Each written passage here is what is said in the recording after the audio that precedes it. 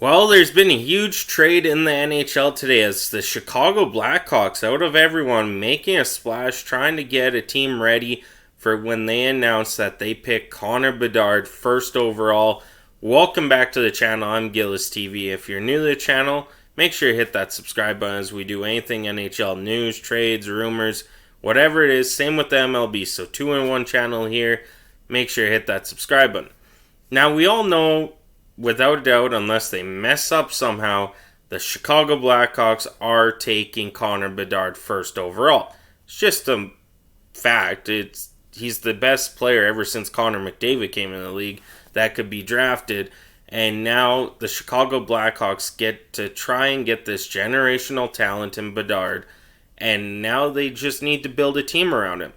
We talked earlier last week that, hey, maybe Vladimir Tarasenko could be an option for the Chicago Blackhawks to kind of help Bedard, put someone on his wing that can just accelerate with Bedard and do what the Blackhawks need while they still rebuild everything around those two pieces. Not saying that Vladimir Tarasenko couldn't be joining the Blackhawks, but this trade between... This trade between the Blackhawks and Bruins makes it really sensible why they did it. So the trade is to the Boston Bruins, rights to RFAs Ian Mitchell and Alec Regula, to the Chicago Blackhawks, his former first overall pick, Taylor Hall, who is joining, I believe, his fifth team now ever since getting drafted, and rights to UFA Nick Folingo. That is from Frank Severelli right there. No salary retained by the Bruins. This represents a pure salary dump to clear $6 million off the books for the Boston Bruins, who could arguably be trying to sign Tyler Bertuzzi. They just need the money off the books, so we'll keep an eye on if Tyler Bertuzzi signs with Boston again.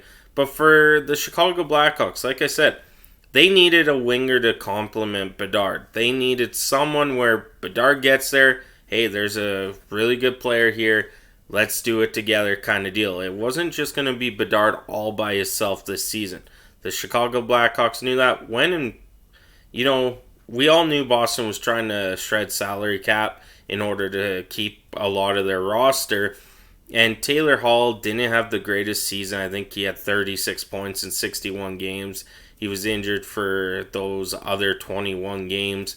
And Taylor Hall was a former MVP of the league when he was with New Jersey, but just hasn't figured out his way in the NHL, if you know what I mean. Like, you're a former first overall pick. You've played with the Sabres, the Coyotes, the Oilers, the Devils, the Bruins. You're going on your 6th team in 13 seasons being a first overall pick. There's something kind of up there, but Taylor Hall can be a really good player, and playing with Connor Bedard could really help Taylor Hall in his career.